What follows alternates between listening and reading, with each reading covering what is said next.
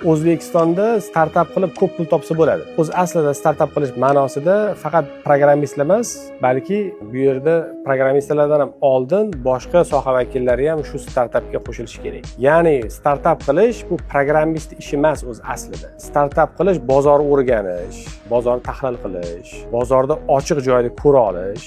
Bu programmist emas, ko'proq marketologlar ishi. Marketologlar, sotuvchilar biror bir g'oyani topib, dasturchilarga, programmistlarga olib kelsa, ana unda bir jamoa bo'lib, juda katta startap yasasa bo'ladi. Yana qaytaramiz.